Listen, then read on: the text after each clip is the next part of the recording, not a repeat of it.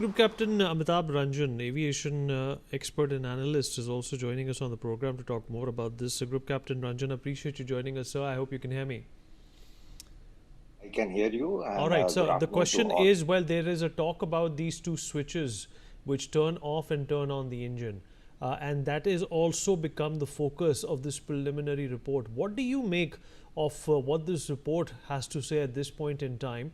Obviously, there are concerns that how could something like this be done in 32 seconds? Because as per what we have seen and heard, it's not that easy to even turn off or turn on any of these buttons in a few seconds. Yeah, so basically getting into it, basically the switch is binary, that is 1 and 0 position. So the FDR will record it as run or shut. This can be caused either by physical movement or by electrical impulse. So these switches, the fuel switch as we call it, this is what controls the switch.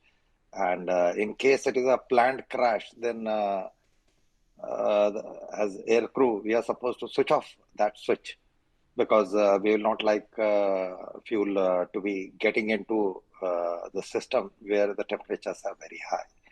So the only suspect now left is the electrical impulse. But then again, electrical impulse to both the switches is very, very improbable because the power supply to both these fuel switches are different. They don't come from the same source. So this is one of the safety features, so that in case of a power failure, in case you want to switch on or switch off, you will still have one engine functioning always.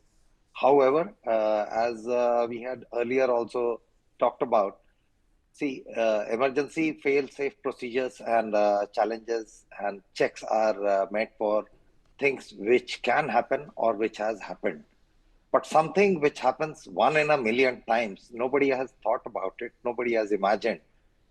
So basically, there is nothing anybody can do, and very improbable that we will be able to point exact finger as to how and why did it happen.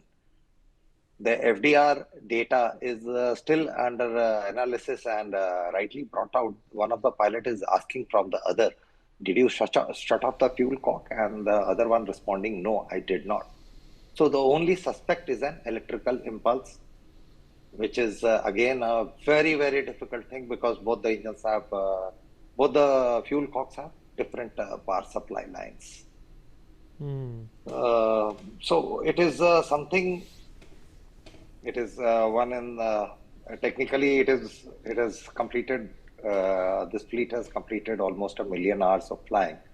So one in a million chances it had to happen, and it had to happen here. That's the unfortunate part. Further, as the AIB comes out with the further, So you said this is uh, based on electrical impulse. Just picking on what you said, sir, is it possible that a software malfunction can also lead to such an error? that's what I covered. Both the power sources are, both the fuel switches are powered from different sources. So let's say if it's a software glitch, unless something is implanted, that the FedEx will give command that both will shut down. I mean, then we are getting into a conspiracy theory that somebody has done some glitch on the software because it is a fairly robust system. And since then, this aircraft has been flying again. It's not that the entire fleet has been grounded, and not just Air India, the world over it's flying.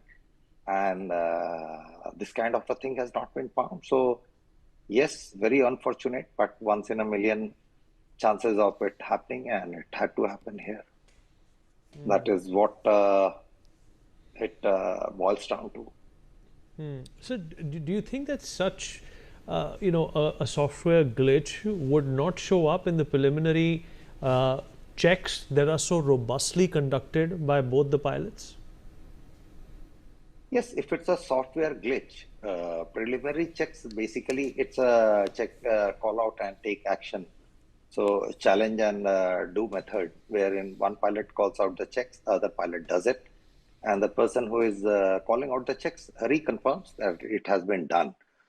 So if it's a glitch, then if it's a software glitch, nobody can make out that part. Let's be very clear on that, because if it is something, if let's say we are using a mobile phone and it has got a software glitch, and we being unaware, we keep on working on it. It's something like you receive those spam messages, which you press this and press this button and your money goes out of your account, something akin to that.